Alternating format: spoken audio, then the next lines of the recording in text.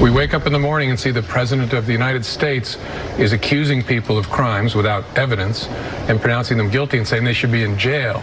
That should wake all of us up with a start, but there's been so much of it that we're a little bit numb, and that's dangerous. That was former FBI Director James Comey taking a tough stand against his former boss, President Trump. Comey firing back at continued criticism from the president, accusing him of making up facts. Joining me now is Fox News contributor Rachel Campos-Duffy and Leslie Marshall, a syndicated radio host and also a Fox News contributor. Rachel, I think we can anticipate more of this to come, but what do you make of that? His response to Trump's criticism.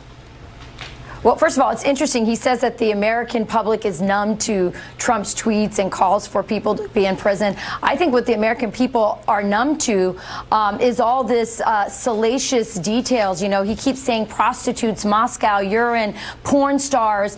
And the liberals are so frustrated that conservatives and evangelicals in particular aren't really tearing their hair out or clutching their pearls over this. The left has spent the last 2 decades desensitizing and normalizing pornography and all types of debauchery, and now they want us to be upset about these claims that are frankly fake about the president with regards to the dossier.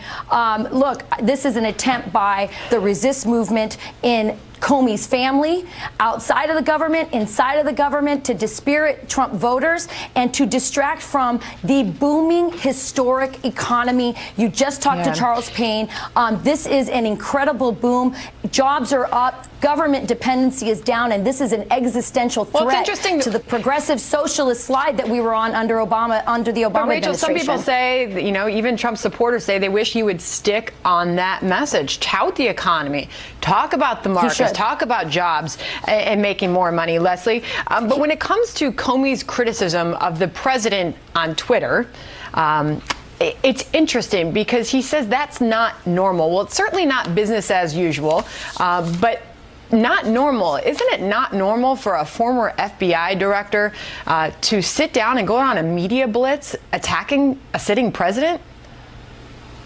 I would agree with you there. One of the things that I had a problem with, not writing the book and not publicly speaking, we all have a First Amendment right to do that, and we certainly have a right to make money, and we have a right to be disgruntled at our former employer, but there's a lot of people that Trump has fired that may be in line with book deals right now.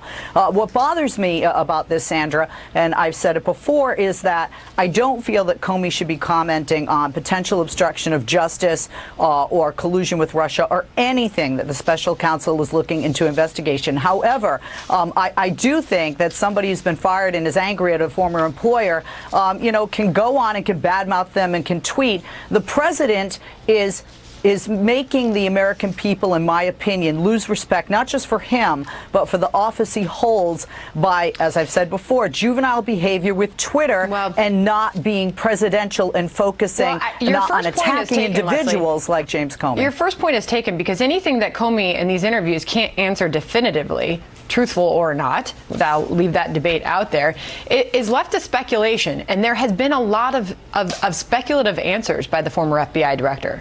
Rachel. There has been, and there's been I think the American public looks at this and sees such a double standard.